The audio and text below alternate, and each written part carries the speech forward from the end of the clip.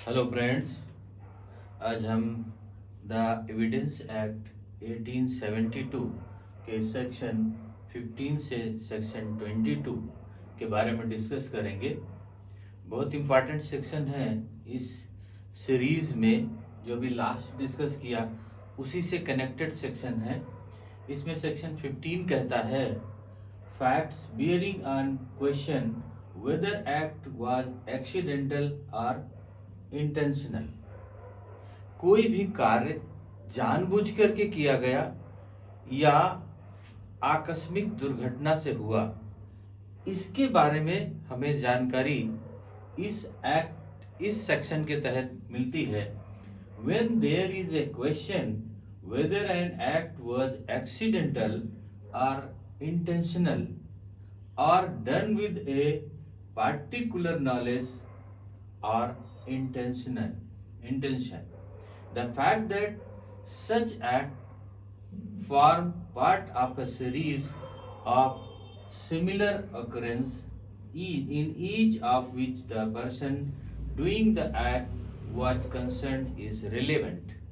इसमें कहा गया कि अगर कोई घटना घटित होती है तो उसका सीक्वेंस मिलाना पड़ेगा कि वो घटना वास्तव में घटित हुई है या जानबूझ करके उसे घटित किया गया, आकस्मिक हुई है या साशय से हुई है।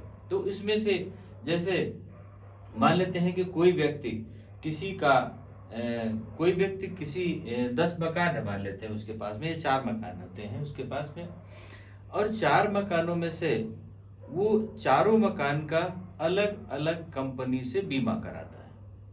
चारों मकान का अलग अलग कंपनी से बीमा कराता है और बीमा कराने के बाद चारों मकान उसके सीरियल से हैं या अलग अलग हैं, दोनों रोड के दोनों तरफ है या क्रम से है, और एक मकान में उसके लाइट स्पार्क करती है, वायर स्पार्क करते हैं और आग लग जाती है। आग लगने के बाद उसका 1 2 3 4 या 3 घर जल जाते हैं पूरी तरह से।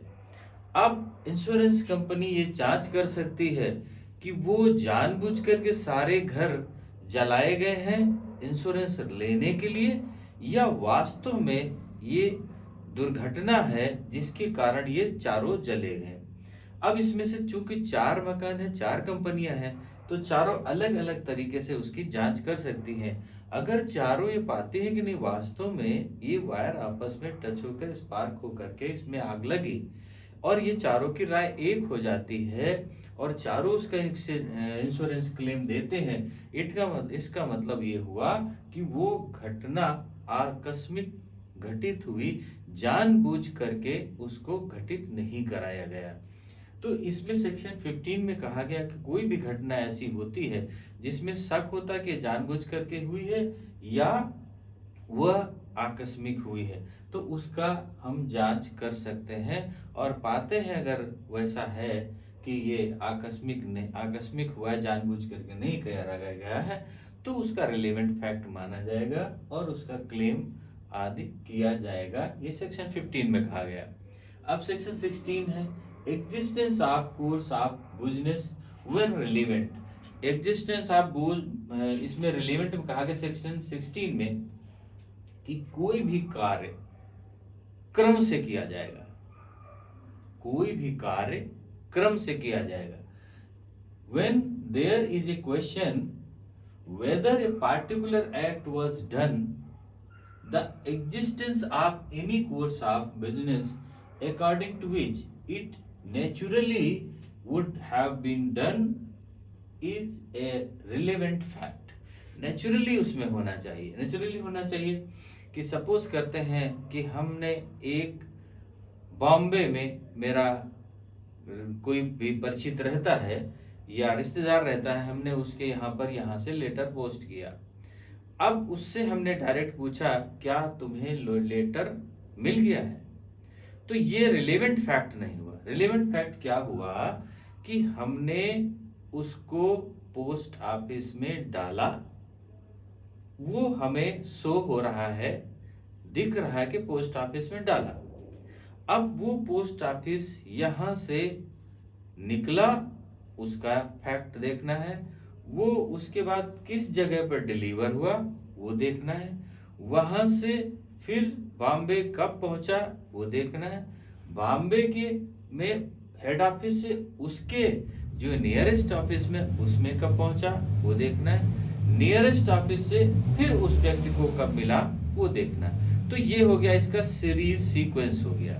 तो इसमें कहा गया सेक्शन 16 में existence of course business when relevant, जब उसका सीरियल मिल जाएगा तभी उसको रिलेवेंट कहा जाएगा।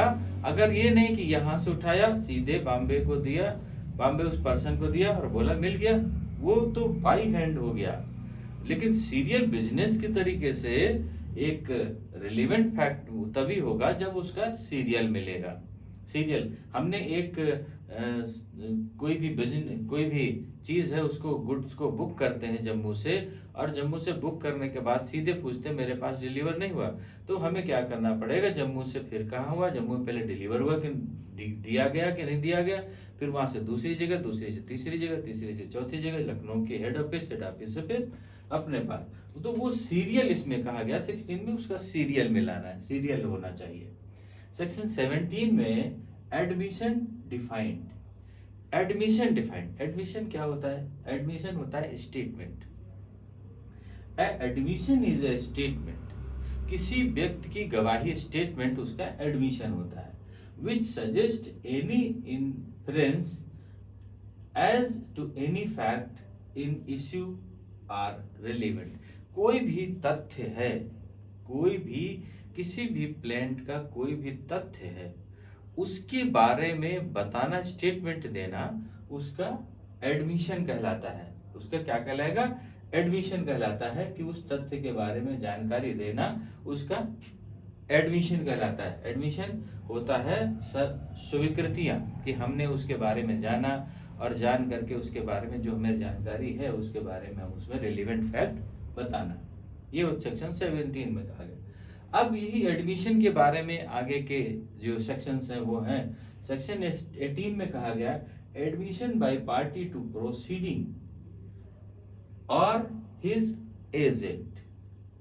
Admission by party to proceeding or his agent, an agent to any such party whom the court regards, जिसको कोर्ट कहेगी, under the circumstances of the case as expressly or impliedly authorized by him to make them are admission। अब इसके बारे में कहा गया किसकी गवाही हो सकती है, किसका स्टेटमेंट किया जा सकता है। पहली बात कि कोर्ट जिसको सुइटेबल मानती है, दूसरी बात उस पर्सन को उस फैक्ट के बारे में पता है तब, तीसरा चीज वो आई विटनेस है या उस घटना में है तब। तो इसमें कहा गया है कि admission by party to proceeding or his agent, चाहे वो खुद उसको बता दे और चाहे वो किसी को रिप्रेजेंट कर दे। तो इसमें कहा गया किसकी स्वीकृति हो सकती है, तो नंबर 1 की जो पार्टी है, फर्स्ट पार्टी या सेकंड पार्टी, पार्टियों में से कोई भी हो सकता है। थर्ड क्या हो सकता है कि जो पक्षकार तो नहीं है, पार्टी तो नहीं है, लेकिन उसके बारे में उसको जानकारी है, तब भी वो कोर्ट उसको बुला सकती है और उसका स्टेटमेंट ले सकती है। ये सेक्शन 18 कहता है। सेक्शन 19 क्या कहता है, admission by person whose position must be proved as against party to suit। अब इसमें क्या कहा गया, एडमिशन बाय पर्सन, उस व्यक्ति की statement whose position must be proved, जिसकी स्थिति निश्चित है कि वो उस बात को प्रूव कर सकता है, उसको पूरी जानकारी है, as agent party to suit, वो चाहे उस सूट का पार्टी है और या पार्टी नहीं है। अब सपोज करते हैं हमने एक एग्जांपल लिया, ए और बी, ए और बी दो पर्सन है, ए फर्स्ट पार्टी है, सेकंड बी पार्टी है। अब कोई मैटर हो जाता है ए और बी के बीच में, तो बी क्या कहता है कि सी जो ए बी का रिलेशन नहीं है, ए ए बी के उस मैटर से इन्वॉल्वमेंट नहीं है, लेकिन सी उस मैटर में सब कुछ जानता है, तब बी कह सकता है कि सी सब चीज बताएगा, हर चीज उसकी एक्सप्लेन करेगा, वो स्टेटमेंट देगा, क्योंकि सी सब कुछ जानता है। तो फिर सी का स्टेटमेंट मान्य होगा ए और बी के बीच में। सी उसमें से स्टेटमेंट दे सकता है, ये सेक्शन 19 कहता है। अब सेक्शन 20 क्या कहता है? Admissions by person expressly referred to by party to suit. कोई भी पार्टी किसी पर्सन को रिफर करती है कि ये हमारी बात कहेंगे, जैसे भी सेक्शन हमने 19 में कहा कि सी को बी रिफर करता है, बी किसको रिफर करता है? सी को। तो यहाँ पर सी क्या होगा? सेक्शन 20 में कहा गया कि सी उस पार्टी में आएगा और अपना स्टेटमेंट देगा, और उसका स्टेटमेंट कोर्ट नोट करेगी और वो स्टेटमेंट मान्य होगा। Section 21 proof of admissions against person making them and by or on their behalf। Section 21 कहता है proof of admission against persons making them and by or on their behalf। एक दूसरे के बीच में कौन उस बात का प्रूफ कर सकता है? जैसे हमने कहा ए और बी, एक एग्जाम्पल लेकर के चलते हैं। ए और बी दो पक्षकार हैं, ए और बी दो पक्षकार हैं। ए कहता है कि ये जो चेन है, गोल्ड चेन है, ये गोल्ड चेन 24 कैरेट की है। ए कहता है ये चेन 24 कैरेट की है। बी कहता है कि नहीं, ये चैन 24 कैरेट की नहीं है।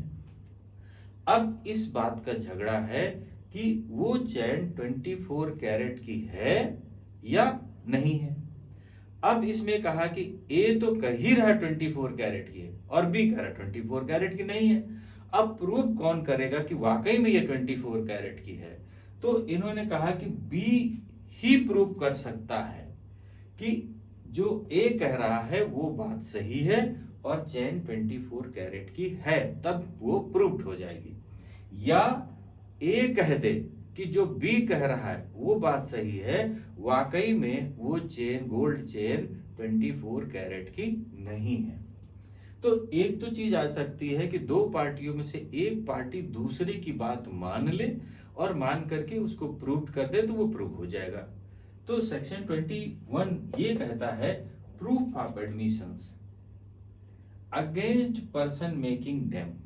एक दूसरे के जो पर्सन है वो अगेंस्ट है, एंड बाय उनके द्वारा, आर ऑन देयर बिहाफ या उनके लोगों के द्वारा। मतलब बी के लोग भी कह दें कि नहीं वह चीज सही है, बी के लोग भी कह दें कि नहीं वो चैन गोल्ड की है, तब भी वो प्रूव हो जाएगा। ए के लोग भी कह दें नहीं बी वो चैन 24 कैरेट की नहीं, तो भी वो प्रूव्ड हो जाएगी। तो इसमें कहा चाहे वो पार्टियां, चाहे उनके द्वारा नामित कोई व्यक्ति जो स्टेटमेंट देने आ रहा वो कह देता है, तो वो चीज वो प्रूव्ड हो जाएगी। अब सेक्शन 22 क्या कहता है? When oral admission as to contest of documents are relevant।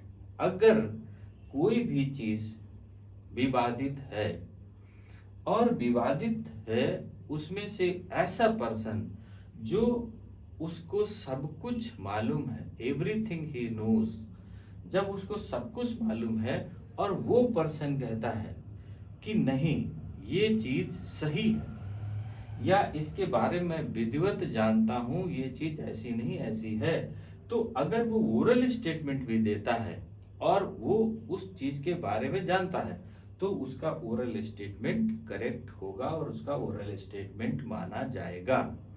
Suppose करते हैं कि एक डॉक्यूमेंट ऐसा है, एक रजिस्ट्री ऐसी है जो 1857 की है और वो किसी व्यक्ति के पास में सीरियल से उसके पास आई हुई है और कोई व्यक्ति अभी 1950 में बना लेता है और वो प्रूव करता है नहीं 1950 के सही, तो जिसके क्रम से वो आई हुई वो कहता है नहीं ये व्यक्ति 1857 की है और ये रजिस्ट्री जो है करेक्ट है, इसको हम वहाँ से सीरियल से क्रम क्रम से इसको लेकर के आए, पहले उनके पास थी उसका ये डॉक्यूमेंट, दूसरे उनके पास थी उसका ये डॉक्यूमेंट, सीरियल से उसको बता देता है, तो ओरल भी बताता है और उसके पोजीशन वो चीज़ है तो वो करेक्ट होगी, और जो बात की चीज है वो इनकरेक्ट होगी। तो इसमें कहा गया कि वह व्यक्ति जो सब कुछ जानता है और उसके बारे में बिल्कुल करेक्ट तथ्य बताता है तो उसका ओरल एविडेंस भी मान्य होगा।